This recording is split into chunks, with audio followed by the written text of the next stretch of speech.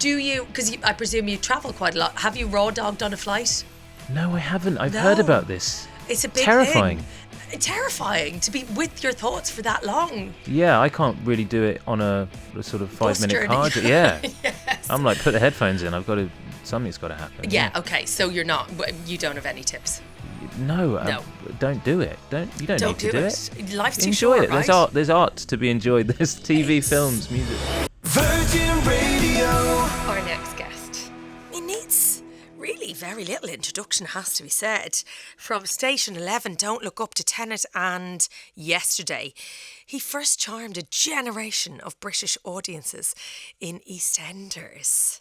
It's a long way from there now. The latest series, the franchise, HBO's movie-making satire helmed by a triad of film and TV titans. Himesh Patel joins me this morning. Hello. How are you? I'm great. How are you? Good. Very well. Now, slight aside, but Sunday Time Style are 30 tomorrow. First of all, what? Second of all, is there anything, an item of clothing that you own that you've stolen from set? You don't have to implicate yourself. But like if you have, a thing that is sentimental to you, you're a sharp dressed man. Oh, well, thanks.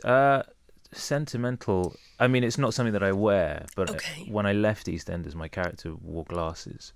And I kept the glasses, and I've got them somewhere. And I kept his wedding ring as well. You? So it's not like high fashion kind of stuff. Fine, but sentiment, that's the thing. Yeah. And I like how you said you kept the glasses and they're somewhere. In a like memory box. Oh, in a memory box. Yeah. Okay. I like the idea of them being framed in the downstairs loo. One day, maybe. Yeah, I might get around to that. Yeah. Yeah, it's busy. I hear you. Okay, let us talk about the franchise. I mean, you're busy, right? There's a lot going on. Greedy people as well. But let's talk about the franchise. Because it is, it's 8 eps, is that right? Yep. 8 eps. And it's described or has been described as the workplace sitcom from hell. Yeah, basically. Does that feel apt? Yeah, they're a crew trying to make a superhero movie while the studio is basically trying to just destroy the movie or sort of mine it for parts and turn it into something else. And we follow the crew and the director and some of the actors as they try and keep things afloat. Okay, and your character is the first AD, so kind of in the centre holding the show together. Yeah, basically keeping everything running or trying to at least. Yeah. Okay, did you manage? Well, you'll have to wait and see. But... Thank you very much, Hamesh. Okay, brilliant. But like, it's lovely. There's a kind of heart to it, isn't it? Because this is kind of this idea of ribbing, I guess, Marvel movies and these giant monster movies.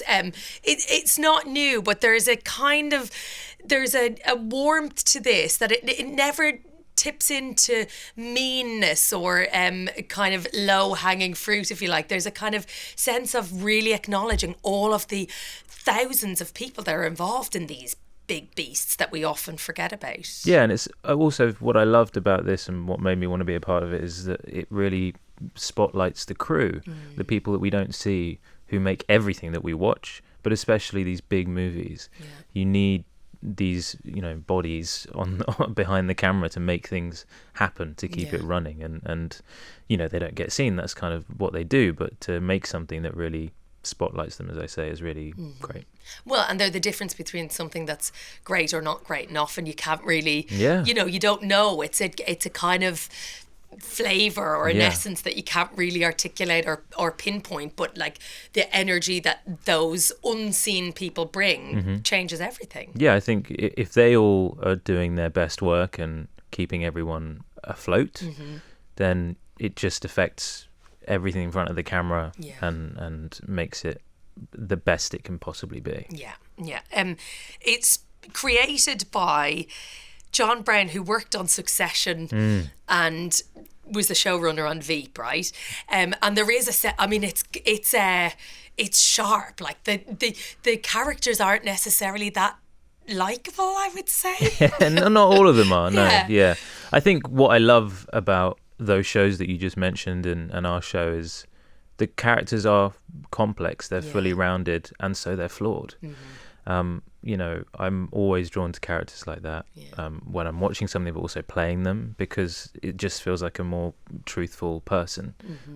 Because no one's perfect, and people have egos, and they have, they make mistakes. Yeah. So. Yeah. Good.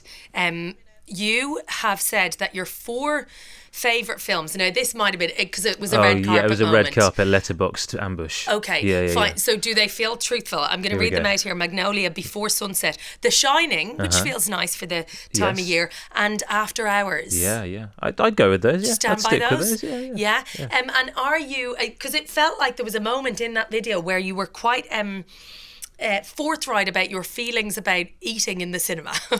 Oh right, yeah. About rustling. Are we quite hardcore on that? I am pretty much, yeah. Okay. I just so think... do you decant into your pocket? I have done, yeah, I've done that. Okay. But I have also been known to have if I'm on my way to the cinema, pop into a shop, have a weak moment, grab a packet of something, then it's in my bag. Okay. Oh, okay. So then I've got to wait for the big explosion moment if it's that sort of movie. Fine. To then quickly open the bag and then creep my hand in, Okay. So I have broken my own rule before. But you respect I've tried, the process. I've tried to keep it quiet. Okay. Whereas there are people, you go to the cinema and they're just like brazenly rustling. I mean, the packets, it's like they're out. at home.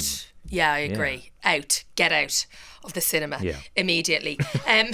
No, please don't. We need people in cinemas. No. Go to the cinema immediately, please. Greedy people, a quick one before you go.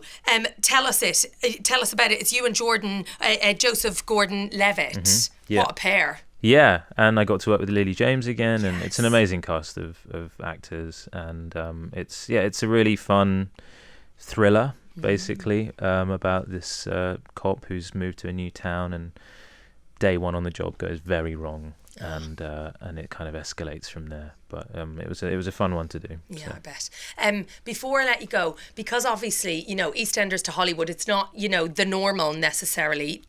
It's not everyone's trajectory. Do you, because I presume you travel quite a lot, have you raw dogged on a flight? No, I haven't. I've heard about this. It's a big terrifying. Thing. Terrifying to be with your thoughts for that long. Yeah, I can't really do it on a sort of 5-minute car. Yeah. Yes. I'm like, put the headphones in. Something's got to happen. Yeah. Okay. So you don't have any tips. No.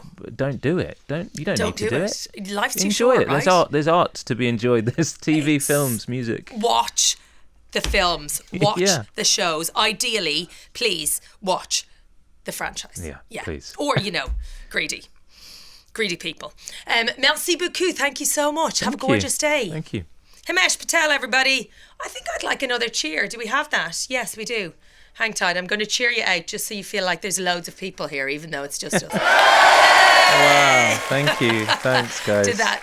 Yeah. Gave you life on a Saturday. Thank you, lovely. Thanks. Virgin